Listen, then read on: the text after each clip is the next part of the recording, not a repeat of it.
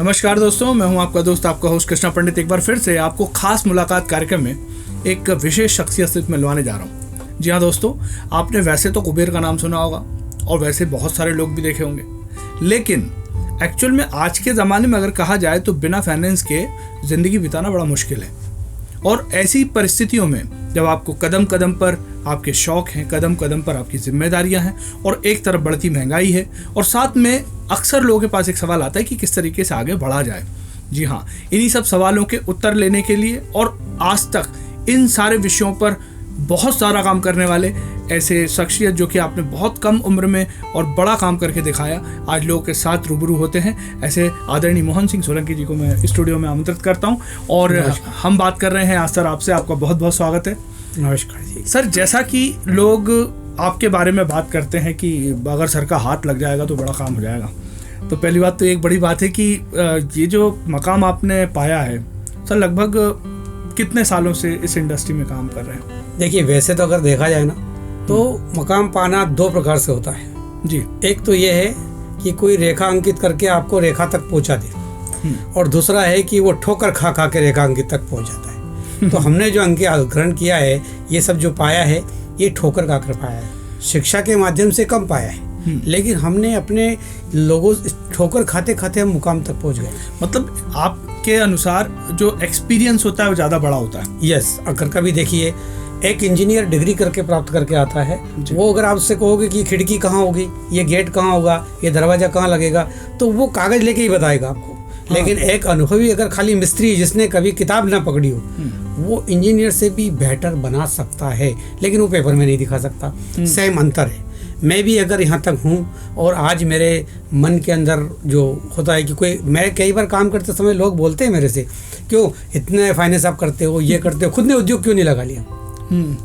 तो आपको पता है कि अगर टीचर से पढ़ाता है और टीचर से पढ़ने के बाद आदमी कलेक्टर बनता है, एसपी बनता है, डॉक्टर बनता है, सब कुछ बनता है। तो अगर ये कहा जाए कि मास्टर से कि तुम क्यों नहीं बन गए, तो फिर बाकी कैसे उत्पत्ति होती है? ये एक मिथ है कि लोग अक्सर जो गलत तरीके से देखते हैं कि आप कहाँ थे, मतलब अगर आप पढ़ा रहे थे तो आप कलेक्टर क्यों नहीं बने, अगर आपने लोगों को सिखाया था तो आप वहाँ क्यों नहीं। इस टाइप की एक बड़ा ये मिथ है, लोग इस पे गलत तरीके से देखते हैं। नहीं, पर ये एक तरीके का नशा है, आपको पता है जी। आपको थोड़ा सा वैसा लगेगा कि जो शराब पीता है और वो पी करके रोड के किनारे बैठ पड़ा हुआ होता है, और हम कहते हैं कि ये तो पड़ा हुआ है, किनारे पड़ा हुआ है, और ये रोज सुबह उठता है और शराब के पास चला जाता है। उसको उठा के देखिए आप, उसको इस बात का नशा है। शराब का जैसा नशा होता है वैसे व्यक्ति का हर चीज का नशा होता है। किसी को गाना गाने का नशा है, किसी को कुछ देने का नशा है, किसी को मिलने का नशा है, किसी को बहुत मुस्कुराने का नशा है, और वो अपने लिए जगह ढूंढ लेता है। मतलब जितने सफल लोग हैं, यस, उनको एक नशा है, नशा है सब। मैं भी आपसे जो बात समझाना चाहता हूँ वो ये था कि मैं भी आया था उद्योग लगाने के लिए। सर, ये बड़ी इंटरेस्टिंग बात है क्योंकि लोग ये जानना चाहते हैं और आपकी वॉल्स पे कंटिन्यू ये प्रश्न आते हैं कि एक्चुअल में कहाँ से आपकी जर्नी शुरू हुई, आपका पारिवारिक परिवेश कैसा था और किन परिस्थितियों में आपकी शिक्षा दीक्षा कैसे हुई, कैसे पहला हम इस बात को समझ लेते हैं कि कहाँ से आपका पारिवारिक परिवेश कैसा था। देखिए, सबसे पहले तो मैं आपको बता दूं, शिक्षा दीक्षा की तो बात करिए मत इसलिए कि वो समय अलग था। आज हमारी उम्र 55 साल के आसपास जी। हमारे ज़माने में पढ़ना मतलब एक बहुत बड़ा खर्च का विषय था, जिसमें पढ़ नहीं पाते थे। मैं लगभग 14 साल की आयु से घर से बाहर हूँ। मैंने अपने घर को 14 साल की उम्र में छोड़ दिया। 84-85 के आसपास में अपना घर छोड़ के बाहर आया हुआ। ऐसा कोई सर इंसिडेंट? और घर के परिवेश कैसा था? नहीं, घर में ठीक था, लेकिन वो स्थिति अलग थी। आपको पता, लोगों के पास खेती बहुत थी, व्यवस्थाएं नहीं थी। आज अगर किसी के पास 5 एकड़ जमीन है तो वो 5 लाख का काम कर सकता है। उस जमाने में 50 एकड़ जमीन वाला 2 लाख का काम नहीं कर पाता था, वैसा विषय था। दूसरी चीज, ग्रामीण में माहौल नहीं था। आज इतनी सुविधा है, व्यवस्था है, ऐसे पहले ग्रामीण के अंदर कोई माहौल नहीं था, इसलिए व्यक्ति शहर की तरफ आता था। जो हमने पिछले 20 साल में तैयार किया होगा, आज हम आपके सामने बैठ के जब बोलते हैं, हम जानकारी देते हैं, तो वो 20 साल जो हमको लगा था, आज 1 साल के अंदर आदमी उस मुकाम तक पहुंच सकता है। मैं 14 साल की आयु में बाहर आया हूँ। ऐसा नहीं कि मैं डायरेक्ट ही फाइनेंस की जानकारी देने लगा, नहीं, मैं आया बाहर, छोटा से छोटा काम मैंने किया। उस समय 5 रुपये 7 रुपये बहुत बड़ा हुआ करता था। उस समय 5 रुपये 7 रुपये की नौकरी करके मैं इस कैटेगरी में आया था। इस नौकरी के साथ साथ लेकिन कहते हैं आदमी के अंदर सुरूर होता है, ऐसे में कभी संतुष्ट नहीं होता। ये नौकरी मिली और मैं ब्रेक हो गया, ऐसा नहीं है। फिर कुछ और नया, फिर कुछ एक नया। मैं सारी घटनाएं के बारे में बताऊंगा तो काफ़ी टाइम लगेगा, लेकिन एक एक विषय में अगर बताऊंगा तो अपन आगे भी बात करेंगे। पर ये समझ लीजिए कि मुझे शुरू से, आप एक छोटा सा चुटकुला सुनाऊंगा जिससे आपको अंदाज़ा लग जाएगा कि बात नशा क्या होता है। मैं छोटे में था और घर पे था, 7वीं 8वीं क्लास, कोई बहुत बड़ी क्लास नहीं होती है। उस दौरान की मैं घटना सुनाता हूँ कि हमारे जो बुआ जी, मतलब हमारे पिता के सिस्टर का जो बेटा था, वो उस समय कोटा में एक इंडस्ट्री में काम करते थे, धागा कंपनी के अंदर काम करते थे। वो कभी कभी मिलने हमारे यहाँ आया करते थे और वो आते थे, बोलते थे कि अरे सब पढ़ लिख लो, मैं आप सबको धागा मिल के अंदर काम दिलाऊंगा। और लोग बड़े उत्साहित होते थे, प्रसन्न होते थे, खुश होते थे। उस जमाने में बड़ी बात ऐसा लगता था। लेकिन आप बोले नशा, मुझे बड़ा बुरा नशा था। जब वो कहते थे मैं बोलता ना, हम धागा मिल में काम नहीं करेंगे। बोले फिर तू क्या करेगा? हम मिल लगाएंगे। आप सोच सकते हो उस समय में ये बात कहता था जब मैं इतना छोटा था, और वो कहते थे तुमको नौकरी दिलाएंगे, तो लोग खुश होते थे और मैं कहता ना, नौकरी थोड़ी, अपनी मिल लगाऊंगा। अब तो सर आप सैकड़ों मील लगवा चुके हैं। कितनी मील लगाई है और मैंने खुद भी चलाई है। एक एक इंडस्ट्री के बारे में आपको बताऊंगा तो विस्तृत मैंने कितनी कंपनियां लगाई है और उसको चलाई। लेकिन मुझे नशा दूसरा हो गया। वो नशा इसलिए हो गया कि जब मैंने शुरुआत किया उद्योग लगाने के लिए और मैं ऐसे शख्स के पास पहुंचा जिस शख्स से मैंने कहा कि साहब मुझे इंडस्ट्री लगाना है, तो उसने यही जो आज PMGP की बात कर रहे हैं, उसी PMGP की योजना के अंतर्गत मुझे वो लेके गए। नाम मैं नहीं बताऊंगा, लेकिन वो व्यक्ति मुझे ले गया, जिला उद्योग केंद्र में मिलाया और उस समय जिला सहकारी भूमि विकास बैंक होती थी। मतलब आप उस भूमिका में थे जहां आज आपके सामने क्लाइंट, हाँ, आज क्लाइंट खड़े होते हैं। बस मैं उस भूमिका में था। लेकिन जब मैं उसमें गया तो उनसे चर्चा हुई और उन्होंने मुझे ले गए और मेरे से कहा कि अब ये आपको पता है कि ये बात कर रहा हूँ मैं 2004-2005 के आसपास की बात कर रहा हूँ। उस समय उन्होंने कहा कि आपको जो है 50,000 रुपये तो पेपर में और इसमें और उसमें लगेगा। उस समय मतलब आज के हिसाब से 5 लाख होता है। जी जी बिल्कुल। और वो व्यवस्था हमने की। उस व्यवस्था के बारे में अगर हमने सोचेंगे तो कैसे की होगी वो तो अब अलग विषय है। लेकिन उस समय 50,000 रुपये के बारे में जहाँ से 10 लोगों से इकट्ठा करके, और मैंने उस 50,000 रुपये को ले जाके उस व्यक्ति को दिया कि ये लीजिए आप तैयार करिए। उसके बाद वो व्यक्ति गोल हो गया और मैं घूम घूम के उसके घर बाहर जिला उद्योग केंद्र यहाँ वहाँ मैंने उसको बहुत ढूंढा। ये तो सर जबरदस्त लूट लिया उसने। एक तरीके से देखा जाए तो बहुत ज़्यादा लूट लिया, और इतना लूट लिया कि वो 50,000 रुपये मैंने कैसे कैसे लोगों से लाया था। उस समय किस संगठन में काम करता था इस विषय पे मैं अगली बार आपसे बात करूँगा।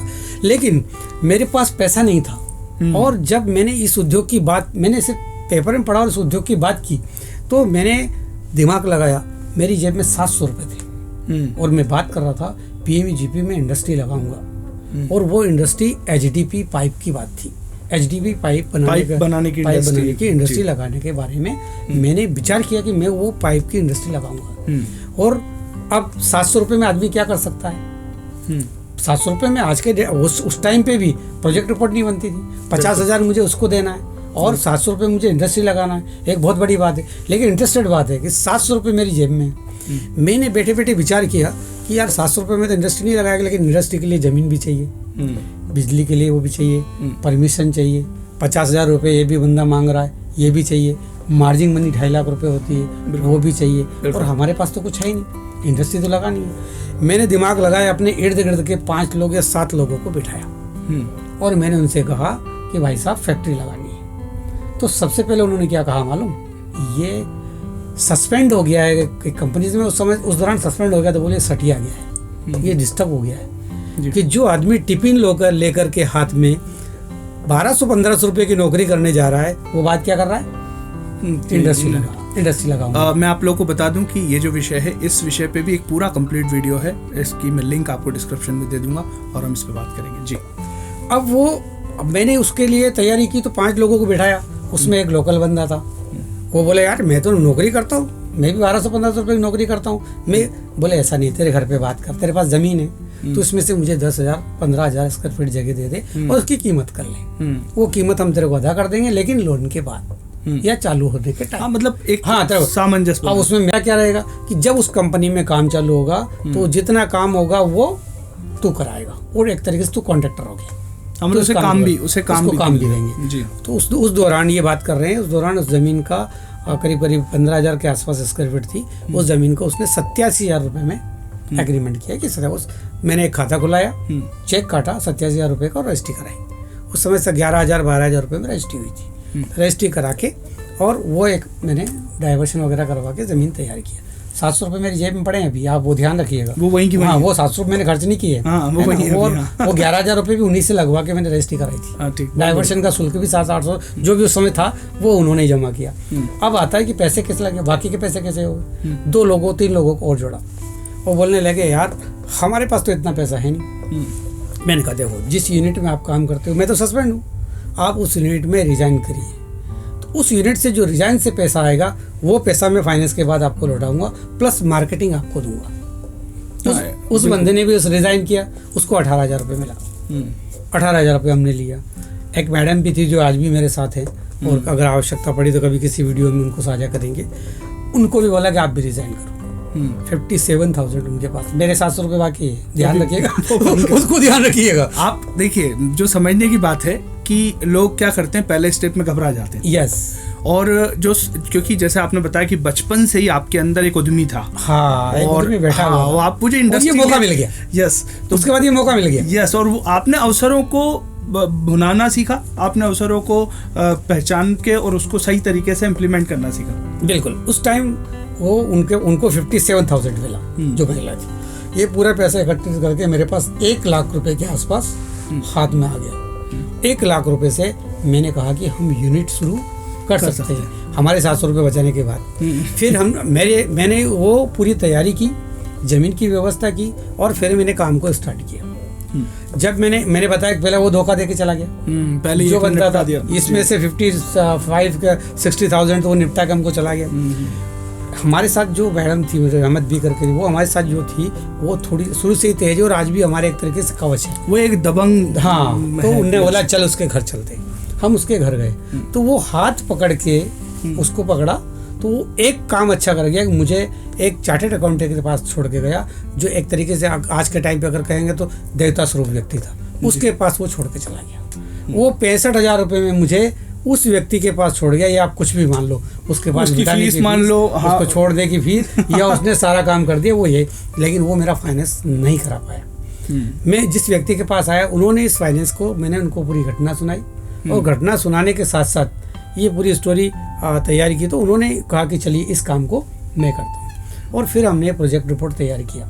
प्रोजेक्ट रिपोर्ट तैयार करने के बाद हमने इसको SBI को प्रोत्साहित किया, मतलब SBI को पुटअप किया कि ये हमारा फाइनेंस करेगा। SBI को हमने प्रपोजल दे दिया। उस प्रपोजल को देने के बाद SBI ने विजिट वगैरह कर लिया। विजिट करने के बाद हमने कहा कि आप काम चालू करो। जिस टाइम वो वहाँ गए थे तो उस टाइम उनको देखा कि रोड से काफ़ी दूर था। आजकल तो बहुत रोड बन गई, सुविधा हो गई, उस टाइम इतनी प्रॉपर नहीं था। वो उन्होंने देखा, ये सब किया तो उन्होंने कहा यार ये दूर है, लेकिन उसमें से जो चीफ मैनेजर था वो दमंग था, वो बात को समझता था और मुझे लगता था वो कृषि था जिसको समझ रहा होगा। हाँ, तो उसको समझ में आया तो उसने कहा कि नहीं इस फाइनेंस को हम लोग करेंगे। गए साहब, अब हमने काम स्टार्ट कर दिया। अब काम स्टार्ट किया तो आपको पता है हमारे पास मार्जिन नहीं था, क्योंकि 25 लाख में 2.5 लाख हमारा मार्जिन था, 22.5 लाख रुपए बैंक को हमको देना था। उन्होंने जब हमको पैसा दिया तो उन्होंने कहा आप अपना मार्जिन लेके आइए। तो हम 5-6 लोगों का ग्रुप था। हमने कहा हमारी मार्जिन में हमको, देखिए अगर आपने सोचा कि हम कर सकते हैं तो रास्ते बनते हैं। पैसे नहीं थे ना, हमने उनसे कहा कि साहब हम इसमें श्रमदान करेंगे। जब हमारा फाउंडेशन का काम शुरू हुआ, कोई ईंट ढो रहा है, कोई मिट्टी ढो रहा है, कोई रेत ढो रहा है। हम दिन में, मेरे यहाँ जो अधिकारी आते थे, मान लो इलेक्ट्रिसिटी विभाग से, MPB से आते थे, बैंक से आते थे, मेरे साथ कुछ चार्टर्ड अकाउंटेंट आते थे, वो कार से आते थे और हम लोग साइकिल से चले जा रहे हैं और साइकिल से हम गए। मतलब एक बात तो सर क्लियर होती है कि जैसे ये टाइटल है, जो सब्जेक्ट है जिस पे हम बात कर रहे हैं आज की, फाइनेंस की स्टेप बाय स्टेप प्रोसेस क्या होती है। एक बात तो बहुत बेखूबी है कि आपने इस चीज को खुद जिया है। हाँ, यस, मैंने खुद जिया है। बड़े पहले एक क्लाइंट बन के आपने खुद जिया है, एक क्लाइंट के साथ क्या क्या होता है वो आपने खुद जिया है, शायद इसलिए और ज्यादा परफेक्शन इसमें चीजों में आया। यस, तो हमने श्रमदान किया। आपको पता है आज की डेट में अगर हम किसी भी प्रोजेक्ट को बनाते हैं, चाहे हाउसिंग लोन हो या इंडस्ट्री लोन हो या जो भी हम लोन अगर तैयार करते हैं, तो एक इंजीनियर का एस्टीमेट बनता है। उस एस्टीमेट में लिखा होता है 40% श्रमिक, मतलब 100 रुपये का अगर आपका एस्टीमेट मकान बनाने का है तो 60 रुपये का सामान होगा। हाँ। और 40% श्रम होगा। हाँ। तो वो 40% श्रम हम लोगों ने दिया था। मतलब वो भी यस, ये जिन लोगों का नाम बताया, ईंट ढोया, रेत ढोया, और जब बिल बनता था तो लेबर का बिल बनता था, हम लोगों का बिल बनता था। मतलब वो भी हम आप तो मतलब ऑलरेडी प्रॉफिट 40% वो भी प्रॉफिट ले गए। हाँ, तो हमने वो 2.5 लाख रुपए हमारी श्रमदान में, और बैंक को बाकायदा हमने इस बात को तरीके, जैसे हमने पहले भी कहा ना, मेरे वीडियो में कहता हूँ कि बैंक को आपको समझाना होगा, तो हमने ये बात भी बैंक को समझाई। बहुत बढ़िया, ये हमारा मार्जिन नहीं थी, ये हमारा मार्जिन। यस, हमने ये बात बैंक के सामने रखी कि एक्चुअल में ऐसे। तो देखो दोस्तों, एक और पॉइंट जैसा कि सर ने पिछली वीडियोस में हमको बताया है कि तरीके होते हैं कि हम उसे किस तरीके से लेके चल सकते हैं, है ना, अपने मार्जिन्स को कैसे कवर कर सकते हैं। तो कंसल्टेंट का एक सबसे बड़ा यही फायदा है, ये एक अनुभव है कि हम मार्जिन्स को, अपनी मॉर्गेज को और इन चीज़ों को कैसे मैनेज कर सकते हैं, उसको कैसे मैनिपुलेट कर सकते हैं। तो मैनिपुलेट का मतलब ये नहीं कि चीज़ें कुछ भी की जाएंगी, उसका कोई उचित रास्ता निकाल के उसमें से अपनी चीज़ों को निकाल सकते हैं। मैं आज लोगों से बोलता हूँ कि आप मेरे पास आइए और मैं आपका सपोर्ट करूंगा। इसका मतलब है कि जो मैं अभी घटना आपको बता रहा हूँ वो आज भी मेरे अंदर जिंदा है। फिर क्या हुआ सर, वो यूनिट लगी। हाँ, फिर वो यूनिट लगी। मैं अब उस तैयार हो गया, हमारा पूरा कंप्लीट। अच्छा, उस समय एक बात और कहेंगे कि जितने भी मेरे संबंध थे, अगर कोई पानी पिलाने वाला है तो उस संबंध को भी मैंने बुझाया, और कोई मुझे पगड़ी पहनाने वाला है उस संबंध को भी मैंने बुझाया। बहुत लागे इलेक्ट्रिक ठेकेदार थे, उन्होंने मेरा बहुत सपोर्ट किया। उस समय तकदीर से कुछ अधिकारी मिले, उन्होंने भी मेरा सपोर्ट किया, और इंडस्ट्री लगी। इंडस्ट्री हमारी पूरी कंप्लीट हो गई, बिजली लग गई, चालू हो गया। उसके बाद उन्होंने मशीन की डीडी रिलीज किया। अच्छा, मतलब पार्ट पेमेंट होता है उसमें। हमने सिविल वर्क के लिए उनसे पैसा नहीं लिया था, हमने मशीन, वर्किंग कैपिटल और इलेक्ट्रिसिटी के लिया था। शेड वगैरह बनाने में ज़्यादा हमने लगाया था, कम से कम बैंक से सपोर्ट लिया था। अब मशीन के लिए उन्होंने डीडी दी। भाई हम तो नए आए थे इंडस्ट्री में। हाँ, बिल्कुल नए सोचते थे। उन्होंने डीडी जारी की। तो डीडी का नियम होता है कि अगर किसी मशीन के लिए आपको पेमेंट करना तो एक साथ आप पे मत करिए। आपके पास कोटेशन आया, कोटेशन में कैटेगरी लिखी होती है कि 10% अमाउंट साइनिंग अमाउंट, उसके बाद वो मशीन बनाना चालू करेगा। 60% अमाउंट यानी कि मशीन कंप्लीट होगी, डिलीवर्ड। फिर जो बचा है 30% में से 20% और 10% जब वो मशीन इरेक्शन कर देगा तब। मतलब इस टाइप जैसे कोटेशंस में भी अलग अलग लिखा रहता, नीचे कैटेगरी लिखी रहती। बिल्कुल। लेकिन हम तो नए थे और कहा जाए तो हम मजदूर थे, हमारे पास साइकिल थी और हम कोई ऊंची आवाज में बात करना संभव था नहीं। हाँ, मतलब आज जो कार और कारों का काफिला लोग आपके साथ देखते हैं, वो भी एक दौर था कि जब आप साइकिल से चल के चीजों को। अभी तो मैं आपको 5 मिनट एक बीच में नया विषय डाल रहा हूँ कि आज मेरे पास कोई आता है कंसल्टेंट और कहता है कि साहब मुझे लोन चाहिए, तो सबसे पहले वो मेरे पास कार बेचता है, फिर बोलेगा साहब मशीन तो मेरे लिए प्लेन की टिकट कराता है। वो साधारण होटल में नहीं रुकवाता, 3 स्टार होटल में रुकवाता है। तो ये तो अलग चीज़ है, ये कुछ और दे के चला गया है ना। पर वो टाइम कुछ और था। तो अब मशीन के लिए बैंक ने क्या किया, एक साथ पेमेंट रिलीज कर दिया। मशीन वाले ने हमको मशीन की जगह कचरा डब्बा भेज दिया। ओह, मतलब आपके साथ ऐसा फ्रॉड भी हुआ? यस, उस मशीन की जगह कचरा डब्बा भेज दिया। ये तो हमको लगता है आज ही हो रहा है, ऐसा पहले भी होता था। यस, नहीं उस टाइम भी हुआ, क्योंकि मैं मशीन की क्वालिटी नहीं जानता था। उस समय HDP पाइप के लिए स्क्रू बैरल होता है, एक मिक्सर होता है, टेकअप होता है, कटर होता है, वाइंडर होता है। अभी तो मैं आपको नाम बता रहा हूँ, उस दौरान उस समय में पता नहीं था, नाम भी नहीं था, क्योंकि उसके पहले हमने एक छोटी सी मशीन। सर ये लगभग कितने साल पुरानी बात होगी? ये आप मान के चलिए 2005-6 के आसपास की, 6-7 के आसपास, 5-6 के आसपास की बात है। अब वो डब्बा टिका गया। मेरे साथ जिस चार्टर्ड अकाउंटेंट ने ये सारी व्यवस्था करी थी, मैं बड़े भाई की तरह मानता हूँ, गुरु भी मानता हूँ। आज जो मैं कुछ कर रहा हूँ, मैं उसका श्रेय 60% से लेकर 70% उनको देना चाहता हूँ, 30% मैं अपनी मेहनत को देना चाहता हूँ। लेकिन वो उस समय अलग था। उन्होंने उन्होंने देखा, उनको बहुत गुस्सा आया, मशीन वालों को उन्होंने बहुत कुछ सुनाया, लेकिन मशीन लग चुकी, बैंक की इंस्टॉलमेंट चालू हुई। हाँ, और काम शुरू हुआ नहीं, क्योंकि जो पाइप बनाने की मशीन थी एक्चुअली पाइप बनाती नहीं थी। तो वैसी स्थिति में मेरा जो है, हम लोगों की क्या हालत रही होगी। हाँ, क्योंकि एक तो मेन बात है कि आपके पास मार्जिन मनी नहीं। हाँ, दूसरा अपनी मेहनत से सारी चीज को स्टैंड कर रहे हैं। तीसरा वो जो रिस्क लगी हुई वो लगी है, ऊपर से किस्तें शुरू हो गई, मशीन डिलीवर्ड नहीं हुई। उसके अलावा एक और चीज बहुत बड़ी थी जिसके बारे में आप सोच नहीं सकते हो। जिन आदमी को आपने लिया, उनके विश्वास, एक की नौकरी छुड़ा दी। हाँ, मतलब प्रोविडेंट फंड निकाल दिया, ये एक बड़ी बात है। एक की जमीन की रजिस्ट्री करा ली, उसी से रजिस्ट्री के चार्जेस लगवा दिए, और यूनिट चालू नहीं हुई। लोन होते ही हमने इतना जरूर किया था, हमने जमीन वाले के पैसे कुछ दे दिए थे, कुछ लोगों के दे दिए थे, लेकिन देखो मुखिया जो होता है ना, उसको जहर पीना पड़ता है। आज अब जैसे पिता की बात करें अपन, तो अगर दिवाली का टाइम है, पिता बच्चे के लिए कपड़े, जूते, मोजे सब ले आएगा, खुद के लिए बनियान नहीं लाता है। वो सबसे आखिरी, उसको पता है कि बचा क्या, पर्स देखेगा है कि नहीं। लेकिन बच्चों की जब मुस्कुराहट आती है ना, सब सोचता है यार मैंने पहन लिया। बिल्कुल सेम उस टाइम इन सबका जो मुखिया पिता का जो रोल था वो मेरा था। सब चिढ़ते थे, मेरे पैसे लगा लिए, तूने मेरे लिए कुछ नहीं किया। जमीन वाला बोलता था, तेरे विश्वास मैंने जमीन दी तेरे को।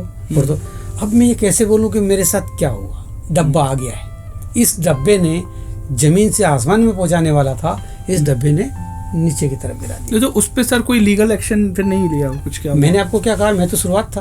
बिल्कुल, आज तो मैं उस मशीन वाले को कहाँ पहुंचा दूंगा वो अलग बात है, लेकिन वो टाइम कुछ और था, बिल्कुल वो विषय कुछ और था। दूसरी चीज, एक स्लीपर पहनने वाला व्यक्ति इंडस्ट्री लगा रहा है भाई।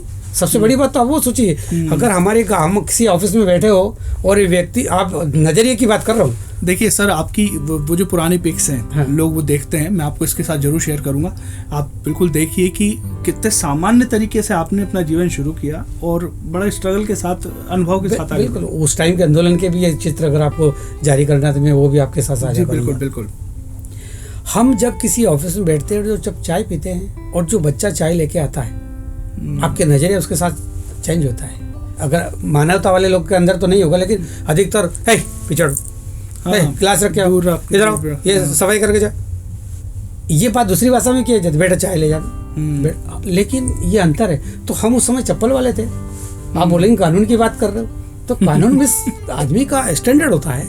लेकिन दांतों तले लोगों ने उंगली जब जमा ली थी, जब इंडस्ट्री की फोटो गई, साथी पाइप उद्योग नाम था उसका, उसकी जब फोटो गई ना, वो लोग देखते रह गए कि जो कहते थे कि पागल हो गया है, डिस्टर्ब हो गया है, सठिया गया है। इसके बाद घर वालों का नजरिया कैसा रहा सर? नहीं, घर वालों के पास तो अपन इसके बाद लेट चलेंगे। अच्छा, वहाँ पहुंचने में टाइम लगेगा। अब हमने इस उद्योग को जब स्टार्ट किया और जब ये डब्बा आ गया तो सब निराश हुआ। तो मैंने जो चार्टर्ड अकाउंटेंट उन्हीं के साथ में शेयर करता था, उनसे मैंने बोला कि इन लोगों को नहीं बताना कि ये डब्बा है, ये चलेगा नहीं। हमने कहा भाई इसको चलाने के लिए हमको ग्रेनुल्स दाने जो लाने पड़ते हैं वो महंगे होते हैं। फिर बोले हमको इसको ग्रेनुल्स खुद को पैदा करेंगे, फिर हम इस पाइप को चलाएंगे। तो मैंने एक छोटा ग्राइंडर साथ में खरीदा, ग्राइंडर लगाया, और जो लोग मतलब अभी हम पाइप पे थे, अब हम पाइप की जो दाने बनाने की है उधर चेंज हो उस पे, लेकिन उनको नहीं बताया कि हमने उनसे कहा ये लिंक है, ये इसके साथ जुड़ा हुआ मैटर है। और हमने उसको उस टाइम पुराना प्लास्टिक खरीदना, वो खरीदना, कबाड़े का काम शुरू करा, क्योंकि पूंजी बहुत कम थी। और उस कबाड़े से हमने उस कबाड़े को सफाई करना, उसकी धुलाई करना। मतलब सबसे बड़ी बात है कि आप उस जगह पे हारे नहीं, रुके नहीं। और हमने ग्राइंडिंग का काम शुरू कर दिया। ग्राइंडिंग का काम शुरू कर दिया। एक और थे हमारे मंडीदीप में थे उस टाइम, नाम ना बता शेयर करने वाले, उनको साथ जोड़ा और दाना बनाने की यूनिट लगा दी। दाना बनाने की जब यूनिट लगाई, उस समय हमें बुद्धि आ गई थी कि मशीन देख के लगानी चाहिए। पहली बार में दो हमारा पाइप प्लांट उधर ही खड़ा हुआ है, उस पाइप प्लांट की प्लांट भी खड़ा हुआ है, मशीनें भी लगी हुई है, लेकिन साथ में हमने एक और सेट बना डाला अपने परिश्रम से, और उसमें दाना बनाने का यूनिट लगा दिया और यूनिट चालू हो। मतलब एक यूनिट पर काम शुरू किया था, दूसरी जबरन लगानी पड़ गई। हाँ, लेकिन वो दूसरी चालू हो गई। बहुत बढ़िया। और हमने ग्रेनुल्स बनाया और ग्रेनुल्स को मार्केट में भी भेजा। हमारा माल गुना तक भी गया और हम इंडस्ट्रियल, उस समय आने तक हम में परिवर्तन आ गया था, गुण संशोधन होने लगे थे और हम औद्योगिक जैसे लगने लगे थे। चप्पल बदल के जूते पे हम उस दौरान हम आ चुके थे। मतलब मित्रों, एक और बात जो सामने आती है कि देखिए परिस्थितियां भी आपको बदलेंगी और चीज़ें भी आपको एक्सपीरियंस के साथ ही आएंगी। तो मुझे लगता है कि धैर्य रख के काम करना बहुत ज़रूरी है, बहुत ज़रूरी। और अगर आपने धैर्य नहीं रखा तो वहाँ ख़त्म हो जाते हैं। आपको पता है ज़्यादातर क्या होता है, जैसे अभी अपन देखेंगे कि कोरोना काल आ गया था, ये वैसा आ गया था, उस दौरान क्या हुआ, अधिकतर लोगों ने आत्महत्या कर ली, बिल्डरों ने आत्महत्या कर ली, काफ़ी लोगों ने, व्यापारियों ने आत्महत्या कर ली। बिल्कुल। लेकिन जिसने धीरज रखा जी, आज आपको स्टेबल दिख रहे हैं, फिर से यूनिट चालू हो रही है, यस, फिर से बिल्डर्स चालू हो रहे हैं, फिर से इंडस्ट्री चालू हो रही है। और वो अच्छा, आपको पता कब चलेगा कि संघर्ष क्या होता है? जब आप उस श्रेणी में खड़े होंगे। हाँ, जब वहाँ से गुजरेंगे। बातें करना आसान है, बातें करना आपको पता है। जब मैं किसी इंडस्ट्री की विजिट करने जाता हूँ, वो करने जाता हूँ, तो मैं लोगों से बोलता हूँ, वो खड़े होंगे, फर्स्ट से बोले धीरू भाई अंबानी जो थे ना, वो 300 रुपये शुरू हुए। यार तुम कौन हो? तुम भी तो शुरू हो सकते हो। हम तो उदाहरण देना, उदाहरण हर कोई ले रहा है, लेकिन उदाहरण शिक्षा देना आसान है। कभी आपने देखा हो कि गुरु बहुत मिलेंगे, शिष्य बनना बहुत बड़ी बात है। क्योंकि शिष्य बनने के लिए आदमी को 0 से लेकर 100 तक पहुंच जाता है, लेकिन वो शिष्यता खत्म नहीं होती, ग्रहण करने की व्यवस्था। मतलब सर मेरे को जो समझ में आ रहा है कि लगभग 2005 तक आप इंडस्ट्रियलिस्ट बन चुके थे। 5-6 के आसपास में आप इंडस्ट्रियलिस्ट बन चुके। फिर क्या हुआ सर, उस यूनिट का कंटिन्यू चलती रही? नहीं, फिर और भी इसमें बड़ी दुर्घटना आई थी जी। वो यूनिट रनिंग पे वहाँ पे आई, लेकिन इस बीच बैंक हताश हो चुका था। हम बैंक को रिटर्न नहीं कर पा रहे थे और बाहर की व्यवस्थाओं से नहीं कर पाए थे। लेकिन इसमें मेरे गुरु का काफ़ी रोल था। मेरे गुरु के साथ में क्या, इंडस्ट्री में कम टाइम देता था, गुरु के साथ ज़्यादा टाइम देता। तो गुरु के साथ बैठे बैठे मैं प्रोजेक्ट के संबंध में, व्यवस्थाओं के संबंध में ये सब देखते रहा। और उस दौरान मैं सोचता रहा कि यार मेरे साथ ये हुआ है, कितनों के साथ हुआ होगा, मेरी तरह कितने लोग लूटे होंगे और ख्वाब छोड़ दिया जिन्होंने इंडस्ट्री लगाने का। ये तो मैं था और मेरी टीम थी, मेरी टीम भी काफ़ी मजबूत है। हाँ, उसकी वजह से मैं खड़ा हूँ। ऐसा नहीं कि ये सब मुझे श्रेय जाता है, लेकिन जब मैं शाम को जाता तो मेरी टीम बोलती थी, ना टेंशन ना लेना। छोटा सा एक और इसके अंदर मैं डालूंगा कि हमारी टीम की पोजीशन क्या थी, पता है आपको? जब हम यूनिट में काम करते थे, दिन में श्रमिक का काम करते थे, और जब लौटते थे तो हम बस से नहीं आते थे। बस उस समय 1 रुपया या 2 रुपये लेती थी। हम बस से नहीं आते थे, हम रेलवे ट्रैक से आते थे। रेलवे ट्रैक से अपने घर आते थे तो सबके हाथ में झोला होता था। और हम, क्योंकि हमारे पास इनकम तो थी नहीं, क्योंकि हमको काम करना है, पैसा तो वो मिलेगा नहीं। मतलब एक सबसे बड़ी बात ये थी कि आपको पता था कि आप जो काम कर रहे हैं उसमें जो लागत लगी है और चीज़ें हैं उसको हम कहाँ से बचा सकते हैं। यस, नहीं तो ये सोचने की बात है कि जो 10 लोग और काम कर रहे हैं आपके साथ, 5-7 लोग जो जुड़े हैं, उनको पता है कि जो हम मजदूरी कर रहे हैं, ये काम जो कर रहे हैं, इसमें पैसा नहीं मिलना है, क्योंकि ये हमारा काम है, हम तो श्रमदान दे रहे हैं, हमारी मार्जिन दे रहे हैं, है ना। तो हम क्या करते थे, तो उससे बचत करने का तरीका, हम उधर से आते थे, सबके हाथ में झोले होते थे, रेलवे ट्रैक से कोयला बीनते चले आते थे। उस कोयले से हम घर का खाना बना लेते थे।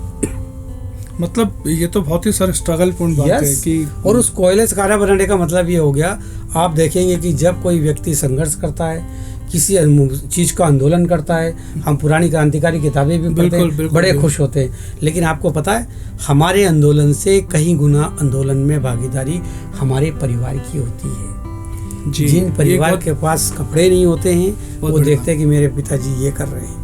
घासलेट नहीं होता था कोयला जलाने में, उनको प्रयास करना है। जो सब्जी रोज खा सकते थे वो 2 दिन में खाना है, ये हमारे परिवार को पता होती है। तो हमारा स्ट्रगल हमारे परिवार के साथ भी भागीदारी होती है। और एक बात और बता देते हैं, ईमानदार दोस्त, ईमानदार साथी, ईमानदार टीम बड़ी मुश्किल से मिलती है।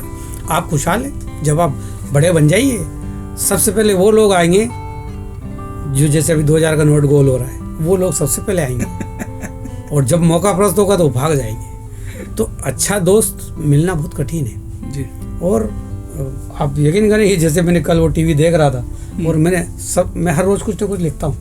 पहले मैं काफ़ी किताबों में लिखता था, देखा आपने मोबाइल वगैरह आ गया, उसमें मैं लिखता हूँ, है ना। तो मैं उसमें कुछ ना कुछ रोज पर डे लिखता हूँ, कुछ ना कुछ जरूर लिखता हूँ। जैसे मैंने टीवी के सामने बैठा और समाचार आया और मैंने समाचार देखा और मैंने 4 लाइन फट से लिख दिया। उसमें लिखा, एक बुरा मतलब फरस्ती दोस्त और 2000 का नोट दूरी तक नहीं जा सकता। ये मेरी लाइन थी, आप फेसबुक पे देखेंगे, बहुत बढ़िया। मैंने लिखा, एक मतलब परस्त दोस्त और 2000 का नोट, ये दूरी बहुत दूर तक नहीं चल सकता। और उसकी पहचान जब होगी जब आपका वक्त खराब होगा। तो ये एक सोचने की बात है। तो मैं जब उदाहरण देता हूँ तो ये लिखना मैं लिखता नहीं। तो सर ये जो सफ़र रहा इसमें जो उतार चढ़ाव आए, जैसे एक इंडस्ट्री से हम गुजरे, क्योंकि इंडस्ट्री को बड़ा काफिला है, मतलब ये एक नहीं है, दो नहीं है, तीन नहीं है। तो मैं इस एपिसोड्स के माध्यम से मैं आपको बताना चाहता हूँ कि हम बहुत सारे ऐसे किस्से हैं जो हम अगले कई एपिसोड्स में सर के साथ कवर करेंगे, क्योंकि अभी तो मामले और भी हैं और चीज़ें बहुत ज़्यादा हैं। मैं सर उसमें से एक चीज़ ये जानना चाहता हूँ आपसे कि अब तो आप मतलब उस समय से लेके अब थोड़ा प्राय एक व्यवस्था पे आ गए थे, परिस्थितियाँ पीछे शायद वो रही होंगी, फिर दूसरा टर्न क्या आया, दूसरा ऐसा कौन सा स्विच आया जिससे आपको ये चीज़ चेंज हुई? इसके बाद तो एक तरीके से जैसे मैंने आपसे कहा था ना कि मैंने ठान लिया, मतलब आपने उस समय बिल्कुल ठान लिया अब मैं उद्योग नहीं लगाऊंगा, मैं उद्योग लगवाऊंगा जी। ये मैंने उस दौरान ठान लिया। तो जो आज हम बात करते उद्योग लगवाने के बारे में हम बात करते थे, तो अब मैंने उद्योग लगवाने के बारे में, और उसमें मैंने बहुत सारे उद्योग लगाए, हर एक उद्योग के बारे में हर टॉपिक में हम अलग अलग बात करेंगे। लेकिन इस दौरान भी अजीब लोग आए, उनकी बातें भी हम करेंगे। अधिकतर लोग अजीब से आए, जैसे मैं एक उदाहरण देता हूँ कि हमें बहुत सारा काटा गया, हमने देखा मतलब वो एक कौन काट रहा है, वो एक स्ट्रगल का टाइम है। और मैं आपसे वादा करता हूँ कि मैं एक व्यक्ति की केस स्टडी आपके साथ यस बिल्कुल। और जो लोग, मैं आपको अभी भी कह रहा हूँ, इस पूरी सीरीज को देखिएगा। इस सीरीज में एक जीरो से हीरो बनने की पूरी कहानी, और साथ ही साथ क्योंकि सर अभी तक जीरो, अगर मैं कहूँ कि ₹0 का फाइनेंस के साथ अभी तक सर लगभग कितने के फाइनेंस आप दे चुके हैं? लगभग 550 करोड़ के आसपास। सर 550 करोड़ कमाने में आदमी की जिंदगी लग जाती है। गिनती के कई जीरो कितना है उसको वही नहीं पता। हाँ, ये एक बहुत बड़ी बात है कि एक्चुअल में वो जीरो कितने हैं ये भी नहीं पता, और वो लोग जब बातें करते हैं कि एक्चुअल में क्या है कैसे है, तो ये बहुत इंटरेस्टिंग होने वाला है। मैं आप सबके साथ शेयर करूंगा। समाप्ति के दौरान एक छोटी सी बात और कहना चाहता हूँ, जो मैं भी कह रहा था कि मुझे कितनी जगह काटा, मैं खुजाता रहा, देखा मैंने कि कौन काट रहा है, लेकिन पता तो जब चला जब आस्तीन नीचे करी कि ये सारे तो आस्तीन में बैठे हुए थे। इस वजह से इंडस्ट्रियल नीचे की तरफ स्तर गिरता जाता है। तो अगले विषय पे अगर आप फिर बात करेंगे सर, बहुत ही अच्छी है। एक पवार साहब की लाइनें मुझे याद आती हैं, और शायद वो इसी वक्त के लिए हैं कि जिनका भरोसा एक बार उठ जाए उनको फिर भरोसे वाले 3 में ना रखना, ऐसे कल पुरजे कभी भी जंग खा जाए जो सीने से धड़कती मशीन में न रखना। अरे लोग ऐसे दोगले जो सोख ले नमी सारी, उनको घर के आसपास की जमीन में न रखना, और लाख सांप डसना भी छोड़ दे तो प्यारे उसे भूल कर भी कभी आस्तीन में न रखना। बिल्कुल सर, बहुत बहुत धन्यवाद, आपने इतने प्यार से इस एपिसोड्स को शुरू किया। निश्चित ही, और हम आपको अगले इस सीरीज़ में, ये जो टॉक सीरीज़ है ये कंटिन्यू रहेगी, क्योंकि आपके में इसमें जो लोगों के लिए एक सबसे बड़ा प्रश्न है कि एक्चुअल में कंसल्टेंट हैं तो क्या, मैं इस सीरीज में आपको क्लियर करूंगा। एक केस स्टडी हम इसमें लेके आने वाले हैं। कई सैकड़ों इंडस्ट्रीज जो लगाई गई, उसमें से जो बर्बाद हुए वो क्यों हुए, जो आबाद हुए वो कैसे हुए, और उसमें सर का रोल क्या था, लोगों का रोल क्या था, एक विषय पे बात करेंगे इस खास मुलाकात कार्यक्रम में। धन्यवाद, नमस्कार।